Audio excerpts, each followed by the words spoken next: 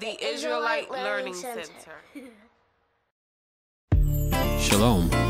This is Moreh, Yahoshua ben Yisrael ben Yah, and I am excited that you have decided to be a part of this video by clicking the link that was left. And I just decided to begin doing a series of videos on various topics as I post on various topics, and try to give not only my view based on what is in Scripture, but the view of others who across the world have also come to the knowledge of who they are, as well as some Gentiles who have accepted the covenant of the Most High. Yes, my brothers and sisters, that is possible, that can happen, and according to Scripture, it will happen more and more, that they will come to us or come to our understanding or the understanding of our book.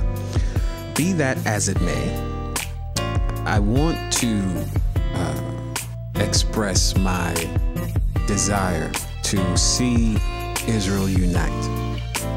I see posts, I see a lot of things where people are trying to pull together and pull us together and try to unify and say it doesn't matter what we believe, we need to unify under Yah. You can't exactly unify under Yah when you're worshiping other gods. I don't care what the name is, Krishna, Buddha, Jesus, Christ, Yeshua, Mithra, Tammuz, whoever you want to, or whatever you want to call this image of a God that over the centuries the children of Israel have come to know, especially on the onset of slavery, when we were taught lies.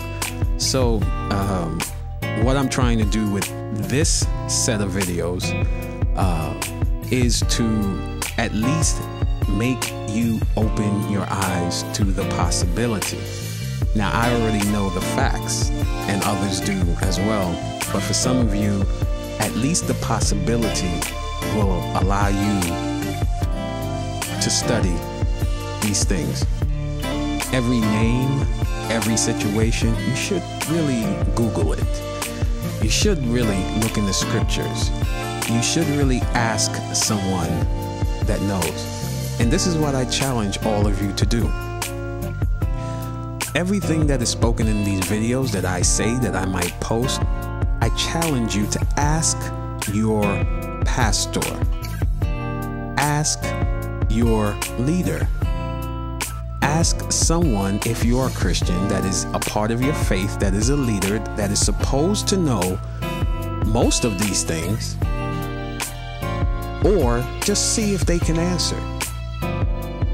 And I'm going to try to give you directions on each video as to which question you should ask, and see what kind of response you get. So we're going to start off today with this video by Michael Rood. He's a Gentile. We have some differences, and I've edited those differences out, and kept the truth of Scripture in, and really it's not even that much that I disagree, if any, in this video, but we have to get a handle on this apostasy thing, this idolatry thing. Passover is not about Christ, it is about Yah delivering our forefathers out of Egypt, and this is a remembrance of that.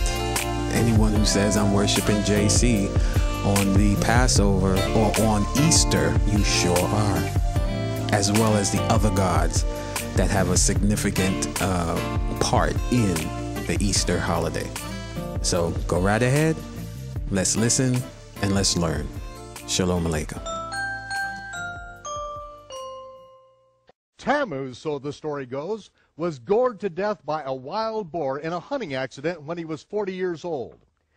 The 40 days of weeping for Tammuz was instituted, one day for each year of his life, in which sun god worshippers would deny themselves a pleasure in this life for the sake of Tammuz's pleasure in the afterlife.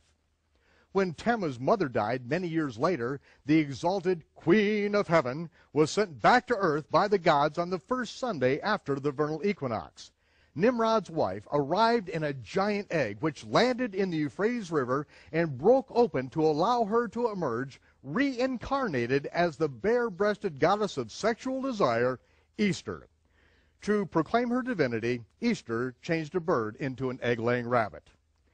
In this dingy Hinnom Valley Tammuz cave, the occult priest would impregnate virgins on the altar of Easter at the Easter sunrise service, and a year later they sacrificed those 3-month-old infants on the same altar and dyed Easter eggs in the blood of those sacrificed babies.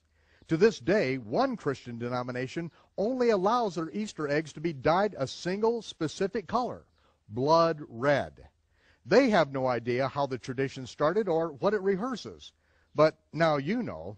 Easter Sunday is now the day that culminates the 40 days of weeping for Tammuz, called by many Lent.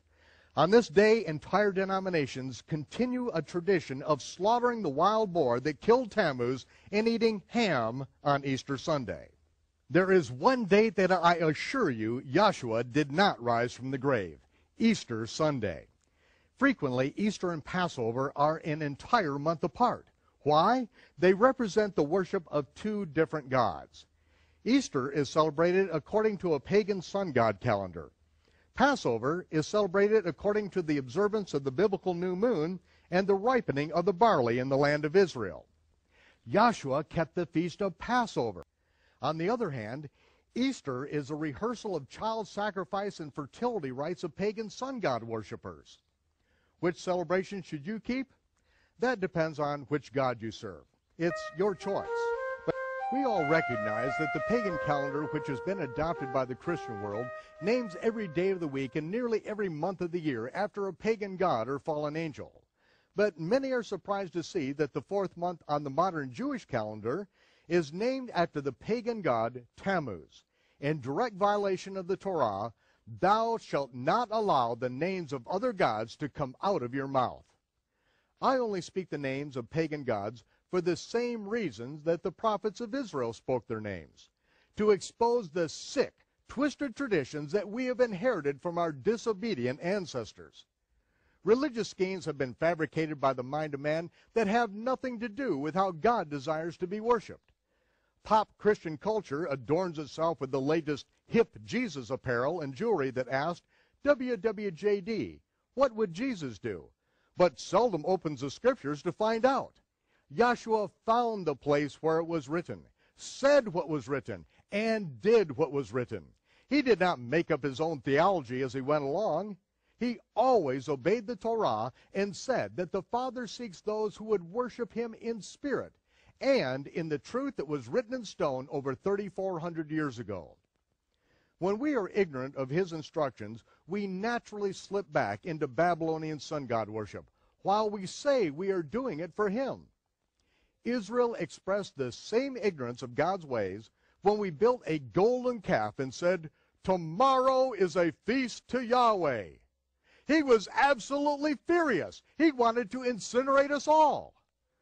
Occasionally I hear the emotionally charged defense, that is not what Christmas and Easter mean to me. But I don't care what they mean to you. I don't worship you. The Almighty says that it is an abomination to him. Just as the Almighty told Abraham in Genesis, he tells those living at the end of the age in the book of Revelation, come out of Babylon. Yeah!